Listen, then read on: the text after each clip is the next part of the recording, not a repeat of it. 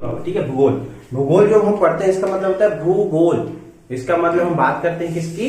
पृथ्वी की बात करते हैं। किसका बात करते हैं बेटा? पृथ्वी और पिंडों का, जो हमारे आसपास है, ऑब्जेक्ट जो हमारे आसपास है ना, उसकी हम लोग बात करते हैं। तो आपको पता है कि हमारा जो पृथ्वी और सूर्य है जिसको हम लोग देखते हैं, यह किसमें है? ब्रह्मांड में। किसमें है? ब्रह्मांड, जिसको हम लोग बोलते हैं यूनिवर्स, ब्रह्मांड।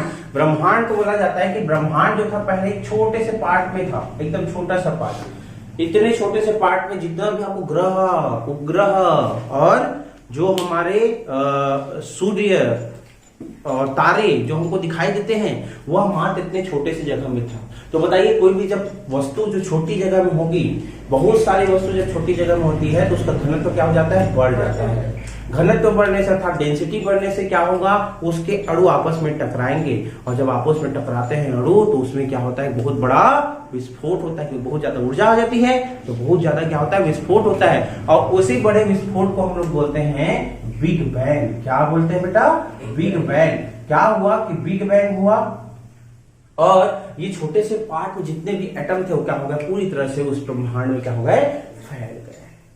जब ब्रह्मांड में फैले तो सबसे पहले जो गैस का अस्तित्व आया, या सबसे पहला तत्व जो अस्तित्व में आया, उसका नाम था हाइड्रोजन। क्या था? हाइड्रोजन। हाइड्रोजन जो अस्तित्व में आया। और आपको पता है, कोई भी चीजें जो आपस में होती है, जो भी कोई भी तत्व होता है, वो अपने अपने भाई को, बंधु को ढूंढ लेता है। तो वैसे क्या क्या अपने अपने भाई बंधु को ढूंढ लिया, और हाइड्रोजन आपस में मिले, और हाइड्रोजन आपस में मिलकर किसका निर्माण करते हैं? सबसे पहले 4 हाइड्रोजन आपस में मिलकर हीलियम बनाते हैं, और ये निर्माण करते हैं किसके? तारों का। किसका निर्माण करते हैं बेटा? तारों का निर्माण जो है वो करते हैं। और आपको पता है, असंख्य तारे जो हैं वो बनने लगते हैं। जितने भी हाइड्रोजन आपस में मिलते हैं वो क्या बनते हैं? असंख्य तारे का निर्माण करते हैं। और इन ताराओं के समूह को क्या बोलते हैं? बहुत सारे तारा जब आपस में मिलते हैं तो उसको हम लोग बोलते हैं आकाश गंगा। क्या बोलते हैं बेटा? आकाश गंगा। तारों के असंख्य समूह को क्या बोला जाता है? आकाश गंगा कहा जाता है। और हम जिस आकाश गंगा में रहते हैं उसका नाम क्या है? दुग्ध मेखला। क्या है? दुग्ध मेखला। दुग्ध मेखला को इंग्लिश में बोलते हैं मिल्की वे। क्या बोलते हैं बेटा? मिल्की वे। देखिए कैसे बना, छोटे से पार्ट से शुरू हुआ और आकाश गंगा का निर्माण हो चुका है। अब देखिए, आकाश गंगा बनते हैं तो देखिए, तारा है, तारा के आसपास बहुत सारे धूल के कण थे, मिट्टी, धूल के इत्यादि कण थे, वो आपस में मिले, और आपस में मिलकर किसका निर्माण करते हैं? ग्रहों का, छोटे छोटे पिंडों का। तो छोटे छोटे पिंडों का निर्माण करते हैं। किसका निर्माण करते हैं? ग्रहों का। तो देखिए, ये होता है तारा, ये क्या होता है? हमारा तारा। और तारा के आसपास क्या होते हैं? ग्रह होते हैं। लेकिन हमको सभी ग्रह के बारे में नहीं जानना है, हमको सभी सौर मंडल के बारे में नहीं जानना है, हमको केवल अपने सौर मंडल के बारे में जानना है। ठीक है। हमारा सौर मंडल जो है 8 ग्रह तथा 1 सूर्य से मिलकर बनता है, अर्थात 1 तारे से मिलकर बनता है। तो इसका नाम क्या है? सूर्य। सूर्य के आसपास कितने ग्रह हैं? आपको पता है 8 ग्रह है। कितने ग्रह हैं? 8 ग्रह है। ठीक है। ये हो गया 5, 6, 7 और 8। कितने ग्रह बेटे? 8 ग्रह है। सबसे पास का जो ग्रह है उसे हम बोलते हैं बुध। क्या बोलते हैं? मरकरी, बुध। उसके बाद क्या आता है आपका? सैटर्न अर्थात शुक्र। इसके बाद कौन आता है? पृथ्वी अर्थात अर्थ। ठीक है। इसके बाद कौन आता है? मंगल। मंगल को हम लोग क्या बोलते हैं? मार्स। मार्स के बाद कौन आता है आपका? बृहस्पति, जिसको हम लोग बोलते हैं जुपिटर। उसके बाद आपका आता है शनि। शनि को बोलते हैं हम लोग सैटर्न। इंग्लिश में भी याद रखना पड़ेगा, कई बार इंग्लिश में आता है ये ना। उसके बाद कौन आते हैं? उसके बाद आता है अरुण। अरुण को हम लोग क्या बोलते हैं? यूरेनस। और सबसे लास्ट में आता है आपका क्या? वरुण, जिसको हम लोग बोलते हैं नेपच्यून। ठीक है। मरकरी, सैटर्न, अर्थ, आपका मार्स, जुपिटर, सैटर्न, यूरेनस और नेपच्यून। तो टोटल मिला के कितने ग्रह होते हैं? 8 ग्रह। और हमारे सबसे पास का तारा कौन सा है? सूर्य। हमारे पास का तारा कौन सा है? सूर्य। याद रखिएगा, सबसे पास का तारा है। सूर्य भी अपने में क्या है? तारा है। अब देखिए, जो सूर्य होता है यह इन ग्रहों को क्या देता है? ऊर्जा प्रदान करता है, इनको प्रकाश देता है। आपको पता होगा क्या देता है? प्रकाश देता है। तो ये जो प्रकाश बनता कैसे है? तो इसमें प्रोसेस होता है नाभिकीय संलयन। क्या प्रोसेस होता है इसमें? नाभिकीय संलयन, नाभिकीय संलयन को इंग्लिश में बोलते हैं क्या? Nuclear fusion. क्या बोलते हैं?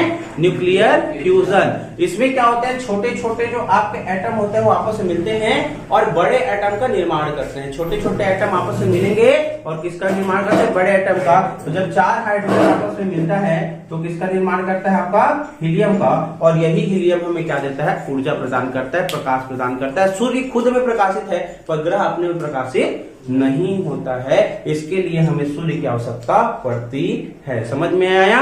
तो ये है हमारा सूर्य जो क्या दे रहा है? इन ग्रहों को देता है प्रकाश। ठीक है। और आपको पता है कि जो ग्रह होते हैं ये सूर्य के चारों ओर क्या करते हैं? चक्कर लगाते हैं, जिसे हम लोग क्या बोलते हैं? परिक्रमण गति या रिवॉल्यूटरी motion.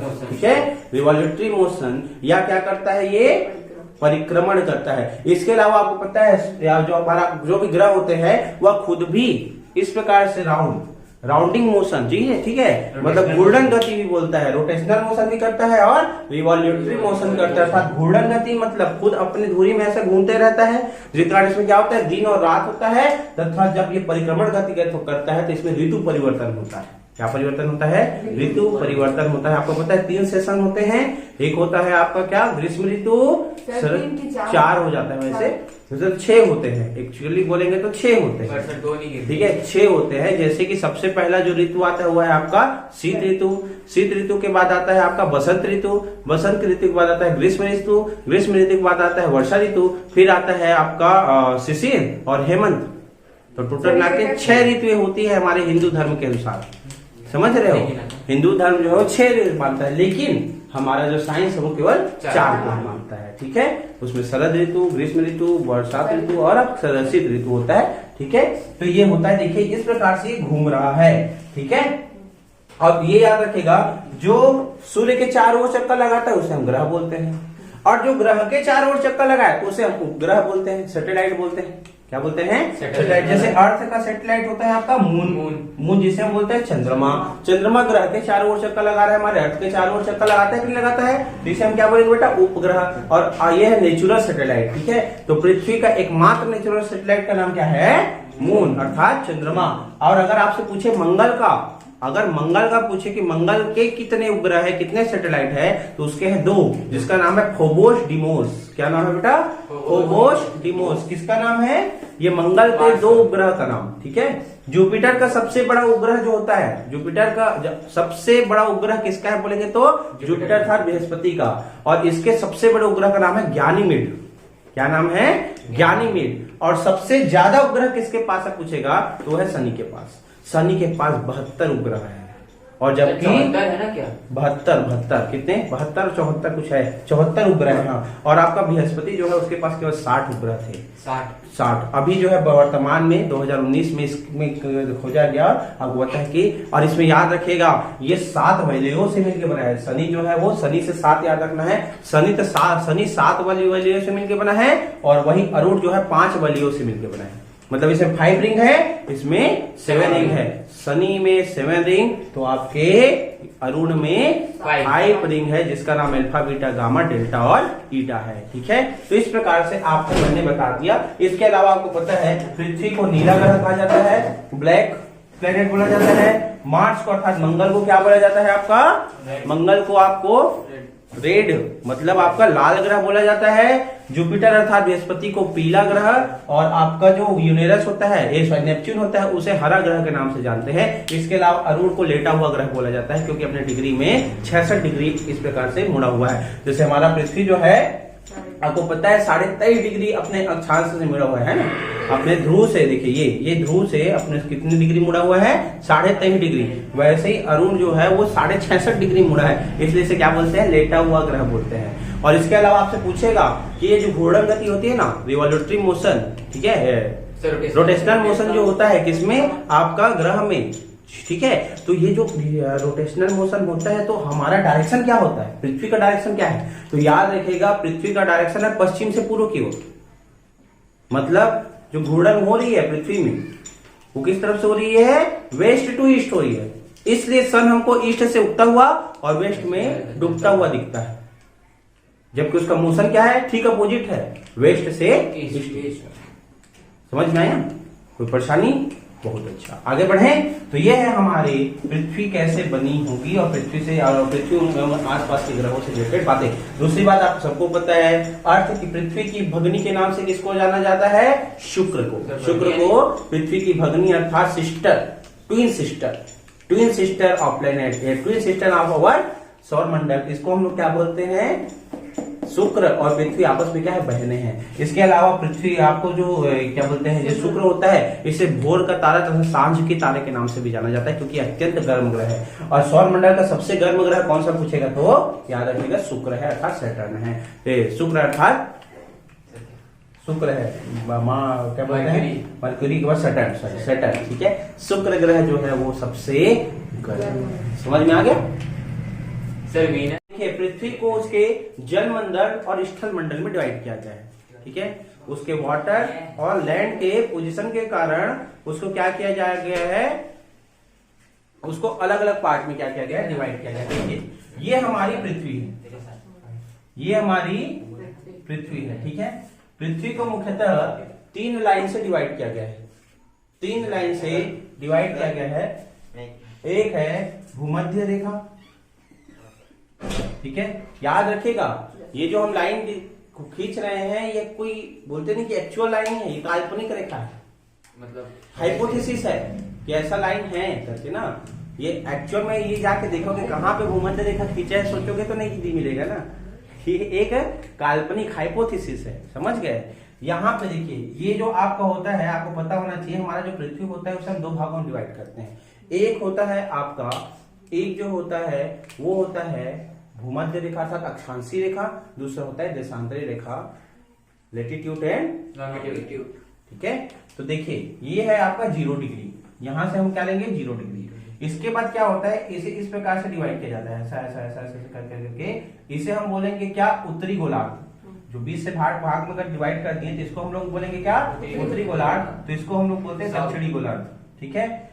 North hemisphere and south hemisphere, ठीक है। अब क्या देखते हैं जो उत्तरी गोलार्ध होता है, ये हमारा उत्तरी गोलार्ध जो है, इस उत्तरी गोलार्ध की अगर हम बात करें तो इसे हम 90 भागों में विभाजित किए हैं। कितने भागों में? 90 पार्ट में इसको डिवाइड किए हैं, 90 भागों में, जिसे हम बोलते हैं अक्षांशीय रेखा।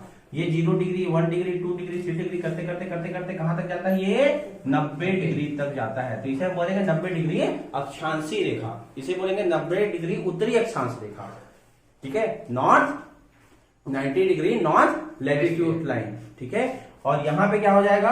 इसी प्रकार से इसको भी 90 पार्ट में डिवाइड किए हैं तो 0 और ये हो जाएगा 1 डिग्री 2 डिग्री करते करते करते करते कहां पे आएगा बेटा? ये हो जाएगा 90 डिग्री। तो इसे हम लोग क्या बोलेंगे?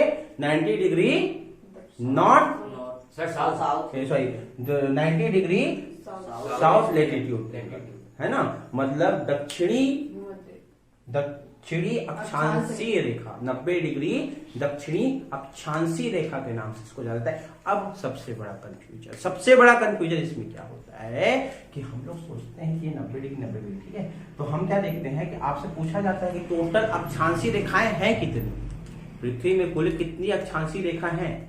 तो कई बुक में आपको 189 दिखेगा, 179, कई में 180 दिखेगा, कई में 181 दिखेगा, लेकिन एक्चुअल आंसर आप खुद को दिख रहा है 181 होगा। क्यों? 90 प्लस 90 180 और 20 का 0 डिग्री वाला लाइन नहीं गिनोगे तो कितना हो गया? तो टोटल अक्षांशीय रेखाओं की संख्या कितनी है हमारे यहाँ? लैटिट्यूड लाइन की संख्या कितनी है? 181 है, 181 है। समझ में आया बेटा?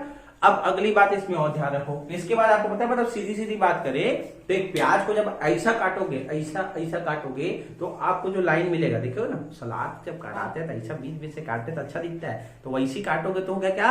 अक्षांशीय रेखा। और अगर आप एक संतरा ले रहे हो, संतरा के ऊपर से छीलने के बाद आपको क्या दिखता है? यहाँ से लेके यहाँ तक, यहाँ से लेके यहाँ तक ऐसा लाइन होता है ना, और जैसे उसको निकालते हो तो एक तो इतना बड़ा आपको चानी मिलता है, जिसको हमारी भाषा में चानी बोलते हैं। किसकी? संतरा की चानी। तो उसको हम लोग क्या बोल सकते हैं? तो उसे हम देशांतरी रेखा बोल सकते हैं। क्या बोल सकते हैं बेटा? देशांतरी रेखा। देशांतरी रेखा कहां शुरू होता है? नॉर्थ पोल से स्टार्ट होता है और साउथ पोल में जाके एंड होता है, ठीक है। ये इस प्रकार से रहता है ना संतरा की चानी, ये देखो समझ लो, यही है हमारी कौन सी रेखा? देशांतरी रेखा अर्थात लॉन्गिट्यूडिनल लाइन, ठीक है। इन दोनों के बीच के जो पार्ट होता है इसे हम क्या बोलते हैं, गोरे। क्या बोलते हैं बेटा, गोरे। क्या बोलते हैं उसको, गोरे। याद रखिएगा, मतलब दो देशांतरी रेखाओं के बीच की दूरी को क्या बोलते हैं, गोरे। और एक दो देशांतरी रेखा, देखिए एक देशांतर के बाद जब दो देशांतर में आप पहुंचते हो तो इनके बीच का जो डिस्टेंस होता है 4 मिनट का। मतलब आप जैसे ही एक लॉन्गिट्यूड लाइन इस लाइन से उस लाइन को पार करोगे आप 4 मिनट आगे हो जाओगे, लेकिन नेचुरली प्राकृतिक रूप से, प्राकृतिक रूप से ये 4 मिनट आप आगे हो जाते हो। कितना मिनट हो जाता है बेटा, 4 मिनट आगे हो जाते हैं। बताऊंगा ना, 4 मिनट आगे हो जाते हो। अब वो कैसे होता है, आपको खुद पता है कि हमारा पृथ्वी जो है वो 360 डिग्री, कितना डिग्री है, 360 डिग्री है। और आपको ये पता है कि 360 डिग्री घूमने में हमारा पृथ्वी जो है वो 4 मिनट, 360 डिग्री घूमने में आपको पता है 360 डिग्री होता है हमारा क्या, पृथ्वी। और 360 डिग्री घूमने में कितना मिनट लगाता है, 24 घंटे लगाता है। लगाता है कि नहीं लगाता है, बताइए। मतलब आपने क्या देखा कि 360 डिग्री घूमने में पृथ्वी जो है 360 डिग्री घूमने में कितना मिनट लगाता, कितना घंटा लगाता है बेटा, 24 घंटा जो है वो समय लगाता है। लगाता है कि लगाता है, ये बताइए। लगाता है। अगर इसे हम डिवाइड कर दे, इसको मिनट में चेंज करें तो क्या होगा, 24 गुणित 60, ये हो जाएगा बेटा। ये मिनट में चेंज हो गया, मिनट में हो गया ना। 24 गुणित 60 इसका क्या हो गया, मिनट। मतलब कि 360 डिग्री समझ रहे हो ना, पृथ्वी का 360 डिग्री मतलब समझ रहे हो, ये आपकी पृथ्वी है। और कोई भी गोला होता है मैक्सिमम कितने डिग्री बना सकता है, 360। ये ऐसा घूमने में कितना डिग्री लगा रहा है, 360। मतलब ये वाला पार्ट जो है, इस पार्ट को फिर से यहाँ आने के लिए कितना डिग्री ये घूम रहा है, 360 डिग्री घूम रहा है। और आपको पता है कि पृथ्वी जो है एक घूर्णन पूरा करने में 24 घंटे का समय लगाता है। तो 360 डिग्री बराबर 24 घंटे। मिनट में चेंज करें, घंटे को मिनट में करते हैं तो क्या करते हैं, 60 से गुणा।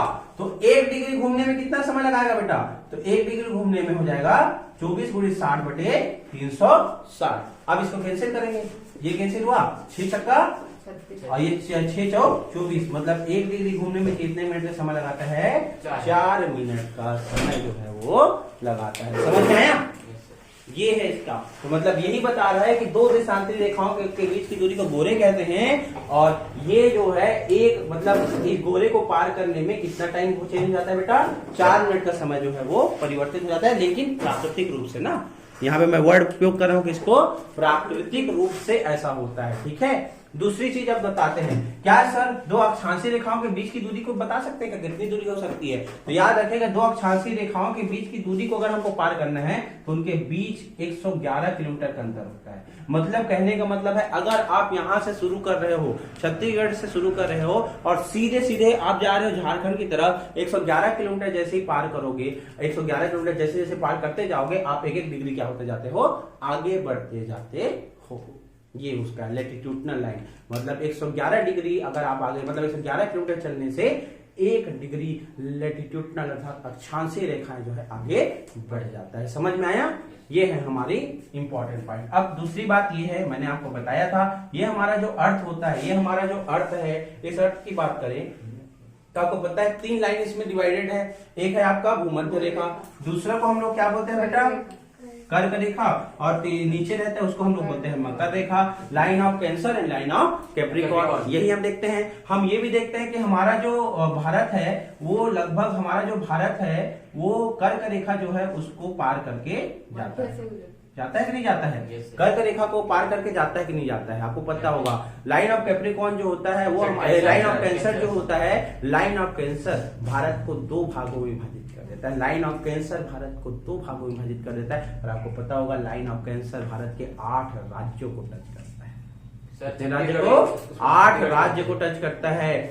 गुजरात, राजस्थान, मध्य प्रदेश, छत्तीसगढ़, झारखंड, पश्चिम बंगाल, त्रिपुरा, मिजोरम, इन 8 राज्यों को टच करते हुए क्या जाता है हमारा ट्रॉपिक ऑफ कैंसर अर्थात कर्क रेखा। समझ में आया। और आपको दिख रहा है, आपको ये यहां से दिख रहा होगा, ये देखिए। अब ये अक्षांशीय देशांतरी बताने का कारण क्या है, किसी भी देश की स्थिति को, उसके स्थिति को सही सही अगर आपको निर्धारण करना है तो उसके लिए आपको उसका अक्षांशीय और देशांतरी रेखा अच्छे से पता होना बहुत ज्यादा जरूरी है, बहुत ज्यादा जरूरी है। तो आपको पता होना चाहिए जो हमारा प्यारा भारत है उसका सबसे दक्षिणतम बिंदु जो है इसको हम लोग बोलते हैं इंदिरा पॉइंट। और इंदिरा पॉइंट कहाँ स्थित है? निकोबार में। ठीक है, कहाँ स्थित है? निकोबार में। तो अगर हम भारत का स्थिति यहां से लेंगे तो हमारा भारत का स्थिति अक्षांशीय स्थिति क्या होता है? 6 डिग्री 4 मिनट से लेके 6 डिग्री 4 मिनट से लेके 37 डिग्री 6 मिनट। आपको पता होगा ये हमारे भारत का अक्षांशीय विस्तार है 6 डिग्री 4 मिनट से लेके 37 डिग्री 6 मिनट तक। और अगर देशांतरी विस्तार की बात करें तो आपको पता होगा 97 डिग्री 25 मिनट, 97 डिग्री 25 मिनट, और ये है 68 डिग्री 60 मिनट, 7 मिनट। तो याद रखिएगा हमारा अक्षांशीय विस्तार कहां से होता है बेटा? भारत का 6 डिग्री 4 मिनट से लेके 37 डिग्री 6 मिनट उत्तरी अक्षांश में, और आपका 68 डिग्री 7 मिनट से लेके 97 डिग्री 25 मिनट पूर्वी देशांतर हमारा भारत का स्थिति है। ये हमारी भारत की एक्चुअल स्थिति को दर्शाता है। और आपको पता है कि 8 राज्यों को टच करके जाता है। आपको पता है कि जो हमारा सूर्य होता है, मैंने आपको कई बार बताया है, जो सूर्य होता है वो किस प्रकार से गति करता है। वैसे कभी सूर्य गति नहीं करता, हमारा पृथ्वी गति कर रहा है उसके आसपास। ये देखिए ये सूर्य है, ये हमारी पृथ्वी जो 23 डिग्री में आपके क्या है मुड़ी हुई है, और जब ये गति करती है तो लाइक दिस टाइप है। देखिए यहाँ पे सीधा हो जाती है और यहाँ पे आके ऐसा हो जाती है, फिर यहाँ पे आती है सीधा हो जाती है, तो फिर यहाँ पे आती है तो इस प्रकार से हो जाती है। मतलब एक बार ये पास आता है, एक बार ये दूर जाता है, एक बार ये पास आता है, एक बार ये दूर जाता है। इसीलिए इस लाइन को हमने क्या किया है? डिवाइड किया है। तो आपको पता है 21 मार्च और 23 सितंबर, 21 मार्च और 23 सितंबर वो डेट होता है जब बिल्कुल सूर्य का जो प्रकाश है वो कहाँ पे पड़ रहा होता है? आपका इक्विलेटरल लाइन अर्थात भूमध्य रेखा में पड़ता है। ठीक है, बिल्कुल सीधे में। और लगभग साल भर यहाँ पे धूप पड़ती रहती है। साल भर यहाँ पे क्या होता है? भूमध्य रेखा में धूप पड़ती रहती है। इसके अलावा आपको पता है जो ये आपका अफ्रीका एकमात्र ऐसी कंट्री है जहां से क्या होता है? आपका भूमध्य रेखा, कर्क रेखा और मकर रेखा तीनों होकर गुजरती है। आपका जो अफ्रीका है वहां से क्या होता है बेटा? कर्क रेखा, भूमध्य रेखा और मकर रेखा तीनों गुजरती है, आपको पता होना चाहिए। अब इसमें क्या होता है कि ये जो हमारा भूमध्य रेखा होता है जहां से आपको पता है सूर्य का साल भर सूर्य का प्रकाश यहाँ पे पड़ते रहता है, इसी कारण क्या होता है कि यहाँ पे साल भर वर्षा होती है, इसलिए यहाँ पे सदाबहार वन भी पाए जाते हैं। ठीक है, जो हमेशा साल भर, मतलब आप अगर कहीं जा रहे हो और आपको बहुत बारिश हो रही है, वहां पे दिख रहा है हमेशा साल भर बारिश हो रही है, इसका मतलब समझ लो आप किस लाइन में हो? इक्वेटर लाइन में, वहां हमेशा बारिश होती रहती है। क्वेश्चन ऐसे ही आता है कि अगर आप कहीं जा रहे हो और वहां पे आपको बारिश दिख रही है तो बताइए आप किस देश में हो? इंडिया में हो, कांगो में हो, अमेरिका में हो कि ऑस्ट्रेलिया में हो? तो आप क्या बोलोगे? कांगो में, क्योंकि कांगो किस देश, कहाँ का? अफ्रीका कंट्री है। समझ में आया? ऐसे क्वेश्चन आते हैं, ऐसा क्वेश्चन होता है, तो इसलिए आपको अफ्रीकन कंट्री के बारे याद रखना पड़ता है। समझ में आ गया बेटा? तो ये याद रखेगा। इसके अलावा आपको पता है 21 जून वो दिन होता है जहां पे सूर्य कहां पड़ जाता है? कर्क रेखा में, इसीलिए सबसे लंबा दिन होता है। और 22 दिसंबर वो दिन होता है जहां पे क्या आता है? लाइन ऑफ कैप्रिकॉर्न में रहता है, इसलिए यहाँ पे सबसे लंबा दिन, तो हमारे उत्तरी सबसे छोटा दिन हो जाता है, सबसे बड़ा रात हो जाता है कि नहीं? ठीक उसका अपोजिट हो जाता है। समझ में आ गया? तो इस प्रकार से हमारा है, तो इसलिए हमारे भारत में जो है वर्षा की कमी कम होती है। वर्षा ज्यादा ऐसा नहीं है कि वर्षा बहुत कम होता है, बाकी दूसरे देश में जाओगे तो वर्षा तो होती ही नहीं, नाम की वर्षा हो जाती है। ठीक है, बारिश हो जाती है। समझ में आ गया बेटा? तो ये है हमारा गोरे, अक्षांशीय रेखा, देशांतरी रेखा, पूरी तरीके से समझ गए इसको। अब इसके अलावा आपको पता है हमारे पृथ्वी को जलमंडल तथा स्थल मंडल में डिवाइड किया गया है, वाटर एंड लैंड पार्ट में डिवाइड किया गया है। तो आपको पता है कि हमारे पृथ्वी का जो 30% भाग है, कितना परसेंट भाग है? 30% भाग वो क्या है? लैंड है, और उसमें 70% भाग क्या है आपका? वाटर है। आपको ये पता होगा। तो आपको पता है कि हमारा जो लैंड है उसे हम मेनली 7 कॉन्टिनेंट में डिवाइड कर देते हैं, है ना? सबको पता होगा 7 कॉन्टिनेंट। सबसे पहले आपका क्या आता है? एशिया के बाद ये आ जाता है आपका यूरोप, फिर आ जाता है आपका बेटा क्या? North America. क्या आ जाता है? North America. और फिर क्या आ जाता है आपका? South America. और फिर क्या आता है आपका? अफ्रीका। ठीक है, इसके बाद क्या आता है आपका? ऑस्ट्रेलिया। तो ये है हमारे 7 कॉन्टिनेंट। एक और है आपका अंटार्कटिका। ठीक है, तो इस प्रकार से 7 कॉन्टिनेंट में डिवाइड किया गया है। ठीक है, अब आप क्वेश्चन आता है सर ये ऑस्ट्रिया है, अफ्रीका है, दोनों को अलग कौन करता है? तो इसको अलग करता है Ural series, Ural mountain series. Ural पर्वत जो होता है वो क्या करता है? अफ्रीका और एशिया को क्या करता है, अलग करता है। क्या कोई ऐसी कंट्री है जो अफ्रीका एशिया दोनों में आती है? तो उसका नाम है रसिया। आपको पता है रसिया का बहुत बड़ा पार्ट अफ्रीका में भी है, तो सबसे ज्यादा पार्ट आपको सॉरी ज्यादा पार्ट एशिया में है और कम पार्ट क्या है आपका यूरोप में है। ठीक है, ये चीज आपको याद रखना है। ये वो पार्ट जो हमारे एशिया में आता है उसे हम सर्बिया कहते हैं। वह पार्ट जो हमारे एशिया में आता है रसिया का पार्ट, उसे हम क्या बोलते हैं, सर्बिया कहते हैं। पहले आपको पता है रसिया के साथ और 15 कंट्री जो का एक कॉम्बिनेशन था, इसलिए उसको हम यूएसएसआर बोलते हैं। अब जब वो 15 कंट्री अलग हो गई, कब हुआ था? 1991 में। बर्लिन वॉल जब 1989 में ढाया गया, उसके बाद 1991 में कोल्ड वॉर खत्म होता है और यह 15 कंट्री जो है वो डिवाइड हो जाती है, अलग हो जाती है। किससे? यूएसएसआर से। और उसके बाद एक नई कंट्री बन के आती है जिसको बोलते हैं रशियन फेडरेशन। अभी वर्तमान में रसिया का नाम क्या है? रशियन फेडरेशन है। ठीक है, ये हमारा इंडिया है बेटा, ये हमारा क्या है? इंडिया। तो याद रखिएगा पहले जो इंडिया था ना, इंडिया, ऑस्ट्रेलिया और अफ्रीका तीनों एक साथ मिला हुआ था, जिसे हम गोंडवाना लैंड बोलते थे। ठीक है, पहले ये तीनों के तीनों कंट्री, भारत, अफ्रीका और ऑस्ट्रेलिया, तीनों एक साथ कंबाइंड थे। इसको हम लोग क्या बोलते थे? गोंडवाना लैंड। और इसको क्या बोलते थे? Eurasian land. इसे बोलते थे अमेरिकन लैंड। ये सब मैंने बताया था। ठीक है, फिर क्या होता है, वही प्लेट विवर्तनिक थ्योरी होती है और जिसके कारण क्या होता है, सारे कॉन्टिनेंट अलग हो जाते हैं। आज आपको 7 कंट्री, 7 अलग अलग कॉन्टिनेंट दिखेंगे।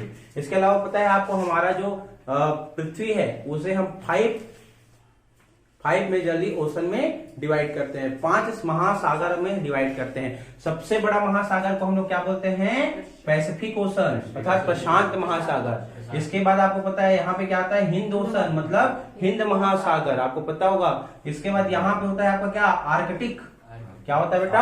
आर्कटिक महासागर। इसके बाद होता है आर्कटिक बोलता हूँ, अटलांटिक, सॉरी अटलांटिक ओशन होता है, अटलांटिक महासागर। इसके बाद ये वाला जो ऊपर का होता है इसे हम बोलते हैं आर्कटिक महासागर। और यहाँ पे होता है दक्षिणी महासागर, क्या है? South ocean. ठीक है, साउथ ओशियन, ये है आर्कटिक महासागर, आर्कटिक ओशियन। इसे बोलते हैं अटलांटिक ओशन, इसे बोलते हैं पैसिफिक ओशन। और ये है हमारे पैसिफिक ओशन आता है, ये है इंडियन ओशन। एकमात्र ओशियन जिसका नाम इंडिया से पड़ा है, सोचो तो ये है आपका इंडियन ओशन। देखो इंडिया के नाम से इसका नाम क्या पड़ा है?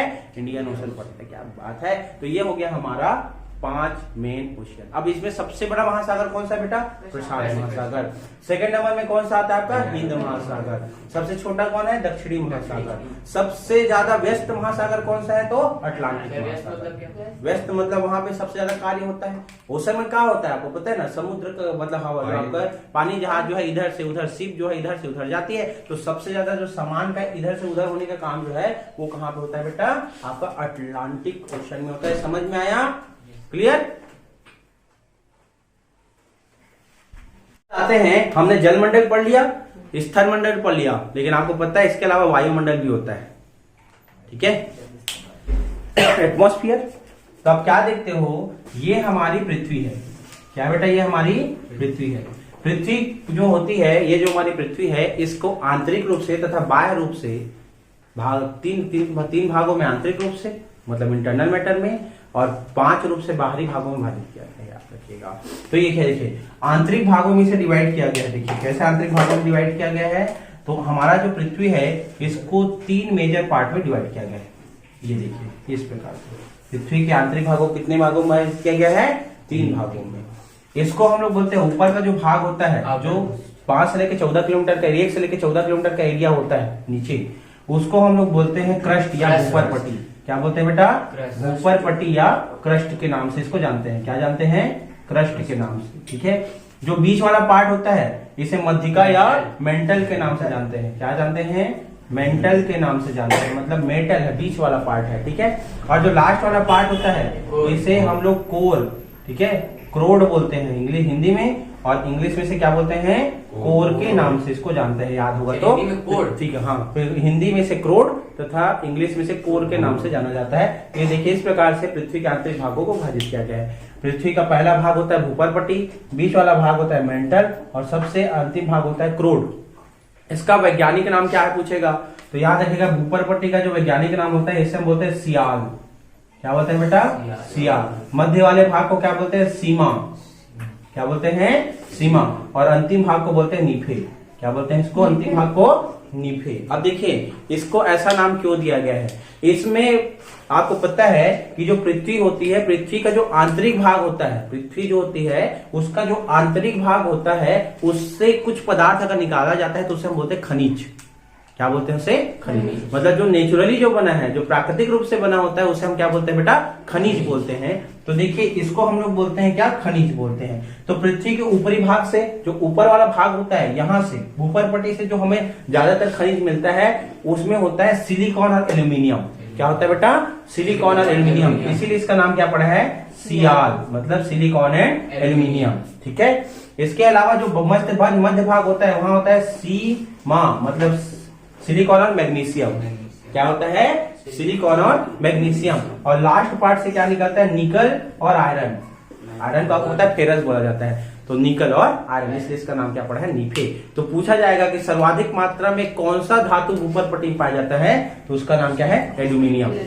सिलिकॉन क्या है? एक धातु नहीं है, वो मेटल नहीं है। तत्व बोलेगा तो आपका सिलिकॉन है, तत्व बोलेगा तो ऑक्सीजन है। याद रखिएगा गैस के रूप में आपका भूपर पट्टी में सर्वाधिक मात्रा में क्या पाया जाता है? ऑक्सीजन पाया जाता है। क्या पाया जाता है? ऑक्सीजन पाया जाता है। और उपधातु के रूप में क्या पाया जाता है? सिलिकॉन। और धातु के रूप में क्या पाया जाता है? एल्यूमिनियम। जबकि मध्यमा भाग में आपका सिलिकॉन और मैग्नीशियम पाया जाता है, जबकि क्रोड में क्या पाया जाता है? निकल और आयरन सर्वाधिक मात्रा में। इसीलिए आपको पता है जैसे जैसे आप नीचे जाते जाओगे गर्माहट बढ़ती जाएगी, गर्मी बढ़ते जाएगी, दाब बढ़ते जाता है। आपको पता है प्रेशर भी बढ़ता है, टेम्परेचर भी बढ़ता है, जिसके कारण जब नीचे पहुंचते हैं, सबसे नीचे वाला जो पार्ट होता है यहाँ पे लावा होता है।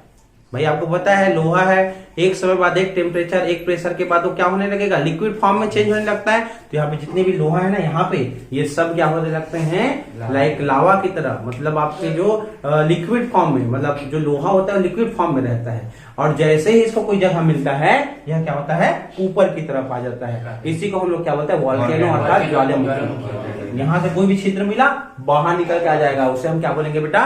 ज्वालामुखी या वॉल्केनो। ठीक है। हमारे भारत में भी एक ज्वालामुखी है जो बैरन द्वीप में होता है, जो एक्टिव है, और जो सुसुप्त है वो है नारकोंडम द्वीप में। तो भारत में सक्रिय ज्वालामुखी कहाँ मिलेगा? तो वो मिलेगा बैरन द्वीप में, बैरन आइलैंड में। जबकि निष्क्रिय ज्वालामुखी कहाँ मिलेगा? तो मिलेगा नारकोंडम द्वीप में। और ये दोनों के दोनों कहाँ है पूछेगा तो अंडमान निकोबार द्वीप समूह में है। ये चीज आपको याद रखना है। ठीक है। अब देखिए ऊपर की पार्ट बात करें तो ऊपर में इस हमारा जो पृथ्वी है उसके ऊपर वाले जो पार्ट होता है, इस मंडल को भी कुछ पार्ट में डिवाइड किया गया है। तो सबसे पहला जो मंडल आता है इसे हम बोलते हैं क्षोभ मंडल। क्या बोलते हैं बेटा? क्षोभ मंडल। फिर आता है समताप मंडल। क्या आता है? समताप मंडल। फिर आता है आपका आयन मंडल। क्या आता है आपका? आयन मंडल। फिर आता है आपका बाह्य मंडल।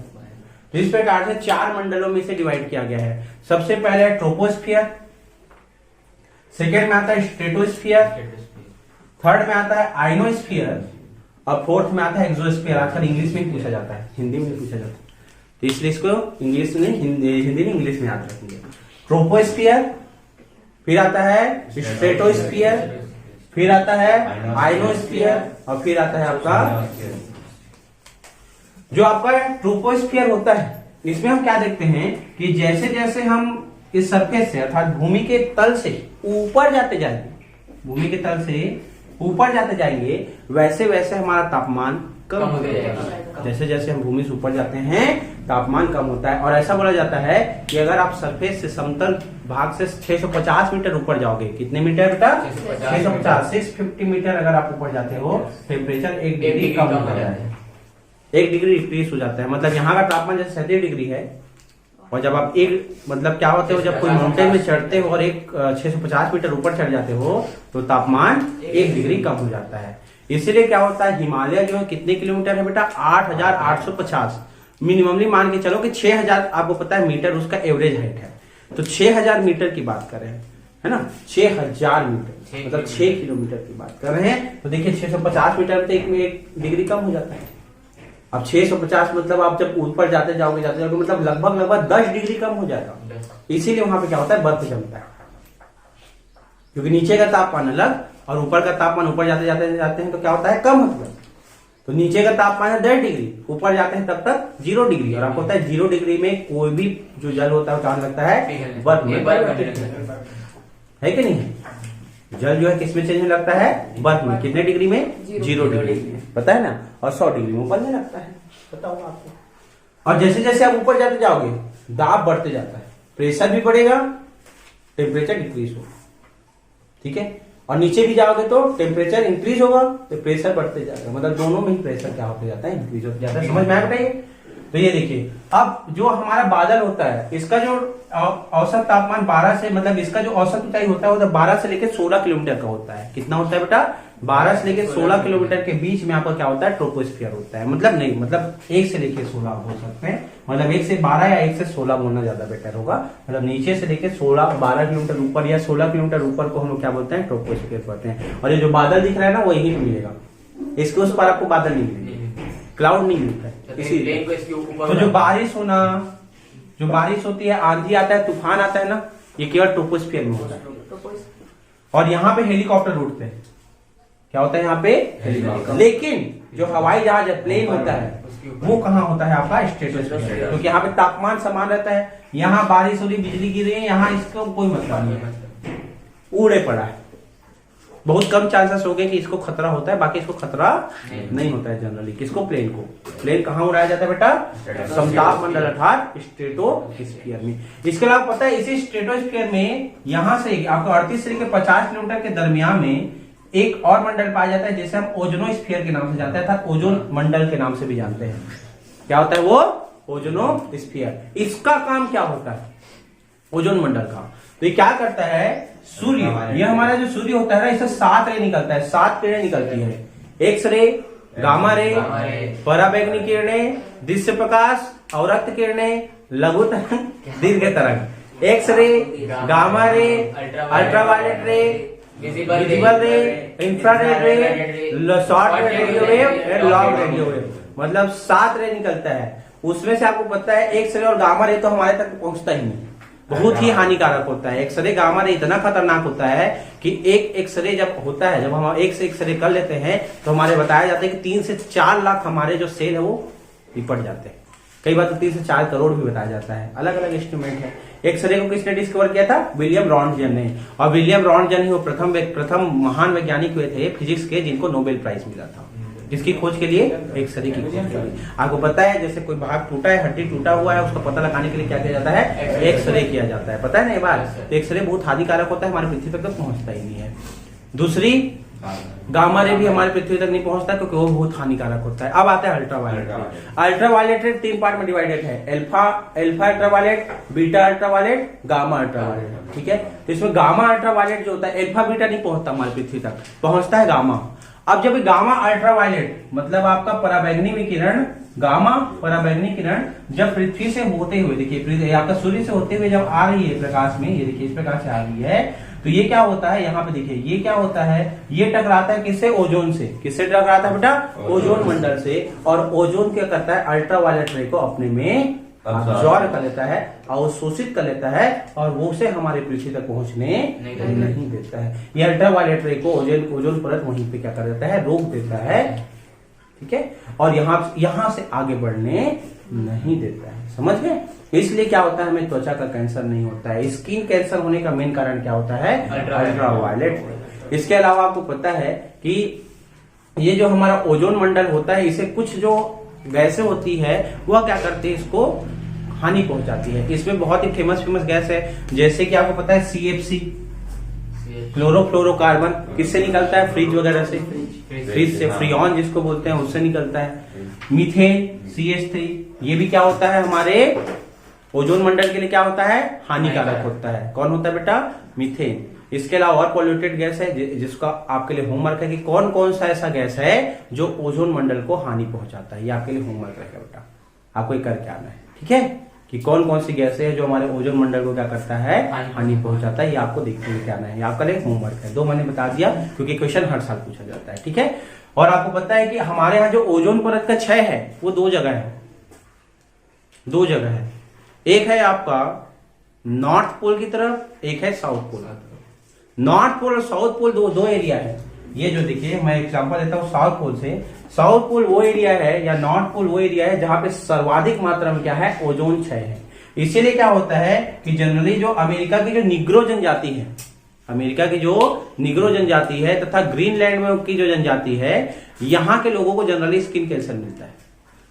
ये अपने घर को एस्किमो में घर बना के रहते हैं। जो ग्रीनलैंड की भूमि है, यहाँ पे आपको वर्ल्ड में देखोगे, वर्ल्ड मैप में कि बिल्कुल आपको नॉर्थ पोल की तरफ एक आइलैंड मिलेगा जिसे हम ग्रीनलैंड आइलैंड बोलते हैं, जो डेनमार्क से रिलेटेड है, डेनमार्क कंट्री में आता है।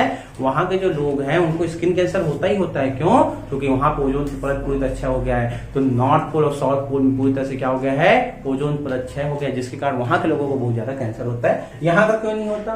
क्योंकि यहाँ पे क्या होता है, यहाँ पे ज्यादा लोग रहते नहीं, आर्कटिक तरफ नहीं रहते लेकिन ऊपर में रहते हैं। अब क्या होता है, इसके लिए एक समिट हुआ जिसे मॉन्ट्रिगल समिट के नाम से जानते हैं। मॉन्ट्रिगल समिट किससे संबंधित है पूछेगा तो ओजोन 6 से संबंधित है। मतलब जो ओजोन है उसको बचाने के लिए, ओजोन परत को बचाने के लिए, ओजोनोस्फीयर को बचाने के लिए एक समिट हुआ था जिसको हम किसके नाम से जानते हैं, मॉन्ट्रिगल समिट के नाम से जानते हैं। ये भी क्वेश्चन आ चुका है, याद रखिएगा। तो ये है हमारा ओजोन मंडल, ठीक है, समझ में आया।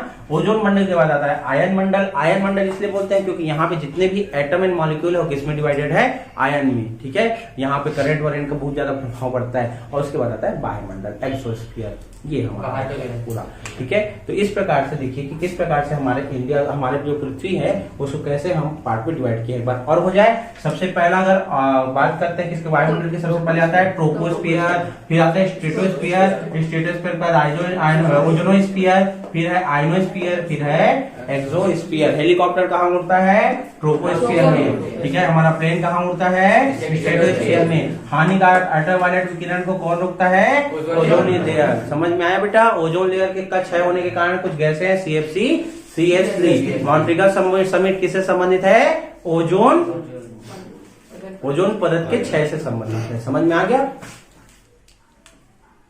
अगला हम पढ़ते हैं बेटा भारत के बारे में, है ना।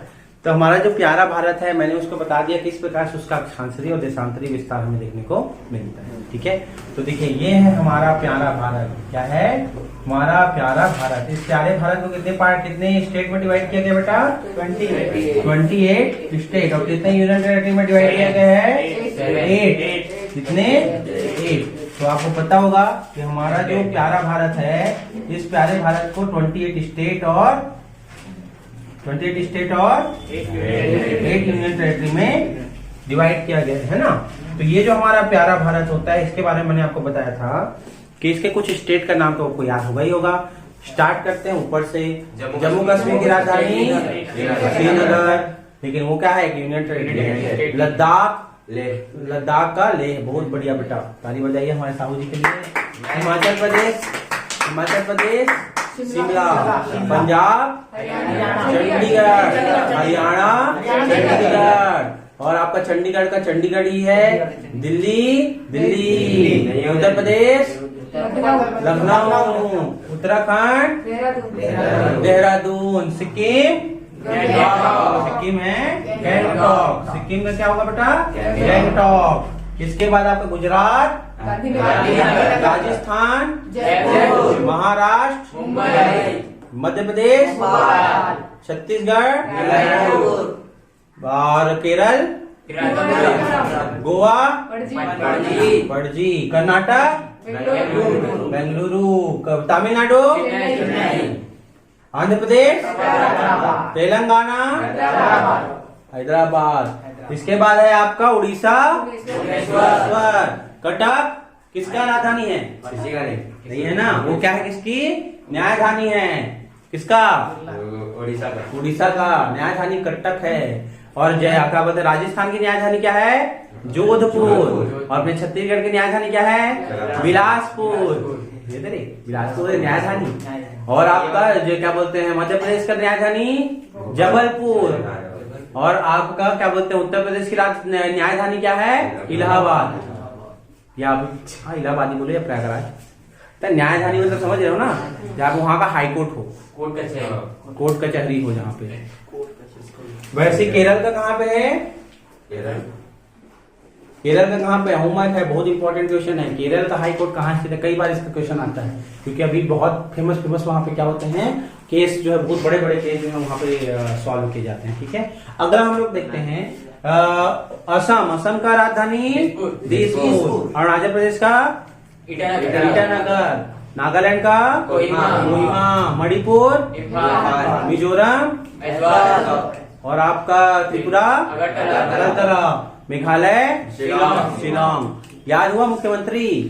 नहीं याद किए हो? चीफ मिनिस्टर याद होगा, कल और टाइम दे रहा हूँ, ठीक है? कल चीफ मिनिस्टर फिर राज्यपाल को याद करके आना ही है तुम लोगों को, है कल का याद रखना ही है। अब देखिए हमारा जो भारत है आपको पता है अलग अलग देशों से डिवाइडेड है। मैंने बताया था अरुणा मामी, याद है कि नहीं? अरुणा मामी, अरुणाचल प्रदेश, नागालैंड, तो ये आपके आसपास को पता होना चाहिए। अब हमसे ये पूछता है कि जो हमारा भारत का जो सीमा है वो कितना है, तो याद रखेगा भारत का स्थलीय सीमा जो लगता है किसी अन्य देश से, तो देखिए गुजरात यहाँ से शुरू होता है और ये यहाँ तक जाता है आपका पश्चिम बंगाल तक, है ना? तो ये पूरे जो आपका स्थल सीमा कितना बनाता है? 6100 मीटर, 6100 किलोमीटर हमारा क्या है? स्थलीय सीमा है। मतलब ये जो सीमा है वो कितना है बेटा? 6100 किलोमीटर हमारा क्या है? स्थलीय सीमा है। और 1575 किलोमीटर हमारा जलीय सीमा है। मतलब यहाँ से लेके यहाँ तक, जलीय मतलब समझ रहे हो ना, जो समुद्र से टच है, तो जलीय सीमा यहाँ से लेके यहाँ तक। इसके अलावा आपको इसको भी लेंगे और इसको भी लेंगे, लक्षद्वीप वगैरह को। तो इस प्रकार से हमारा जलीय स्थलीय सीमा आपसे होमवर्क रहेगा कि कुल मिला के कितनी जलीय स्थलीय सीमा है हमारे भारत की। मेरे ख्याल से गलत हो रहा है, 6100 इसकी जलीय सीमा है। टोटल जो सीमा बनाता है वो बनाता है 15,200 बनाता है शायद। 15,200 जो होता है वह इसकी स्थलीय सीमा होती है और जलीय सीमा कितना है? 7,575। ये हमारी क्या है? जलीय सीमा है। कहने का मतलब ये है कि 15,200 मतलब यहाँ से लेके यहाँ तक का जलीय स्थलीय सीमा कितना है बेटा? 15,200 है, समझ गए? और आपकी जलीय सीमा मतलब यहाँ से लेके यहाँ तक की सीमा 6100 बोलेंगे। ये है 6100 जो भारत से कनेक्टेड है। और 1575 कौन है? ये अंडमान निकोबार द्वीप समूह और आपका लक्षद्वीप। तो कुल मिलाकर कितना होता है? 7575। ये हमारी किस सीमा है? आपकी जलीय सीमा। अब हमारा जो भारत है उसको प्राकृतिक रूप से 7 भागों में विभाजित किया गया है, ठीक है? अब प्राकृतिक रूप से इसे कैसे डिवाइड किया गया आपको पता है? तो यह है हमारा हिमालय। तो सबसे पहले क्या डिवाइड किया गया है? हिमालय में। किसमें डिवाइड किया गया बेटा? हिमालय आपको पता है 4 पार्ट में डिवाइडेड है, वैसे 3 पार्ट में है मेनली। एक है आपका ट्रांस हिमालय, फिर है आपका बृहद हिमालय, फिर है आपका लघु हिमालय और फिर लास्ट होता है शिवालिक श्रेणी। इसे उत्तर से दक्षिण के क्रम में जमाना भी पूछता है। तो ट्रांस हिमालय, बृहद हिमालय, मध्य या लघु हिमालय, उसके बाद आपका शिवालिक, इंग्लिश में trans, greater, middle and Shivalik series. इस प्रकार से 4 पार्ट में डिवाइडेड है, समझ गए? इसके बाद अगला हम क्या देखते हैं कि यहाँ पे ये वाला जो पार्ट है जिसे हम लोग क्या बोलते हैं? जिसे हम बोलते हैं राज्य, क्या बोलते हैं? थार का मरुस्थल, डेजर्ट ऑफ थार या थार डेजर्ट के नाम से इसको जाना जाता है, ठीक है? इसके बाद है नॉर्थ प्लेन अर्थात उत्तर का समतल मैदान होता है। यहाँ पे आपको पता है समतल मैदान को 4 पार्ट में डिवाइड किया गया है। हमारे भारत के समतल मैदान कितने पार्ट में डिवाइड किया गया बेटा? 4। सबसे पहले आता है भावर प्रदेश के बाद आता है आपका सबसे पहले आता है तराई क्षेत्र, फिर आता है भावर प्रदेश, तीसरा आता है बांगर प्रदेश, चौथा आता है खादर प्रदेश, 5वां आता है रेह या कल्लड़ भूमि और 6वां जो होता है वो होता है जलोढ़ भूमि। इस प्रकार से 6 मुख्य भागों में हमारे मैदान को विभाजित किया गया है। तराई प्रदेश, भावर प्रदेश, तीसरा है बांगर, चौथा है खादर, 5वां है रेह या कल्हड़ और 6ठा कौन सा है आपका? जलोढ़ या फिर डेल्टा प्रदेश। जलोढ़ तो हो गया डेल्टा प्रदेश, ठीक है? तो 6 प्लेन में डिवाइड किया गया है। इसके बाद आपको पता है इसे क्या बोलते हैं? प्रायद्वीपीय भारत या पेनिनसुलर प्लेटू, प्रायद्वीपीय पठार के नाम से।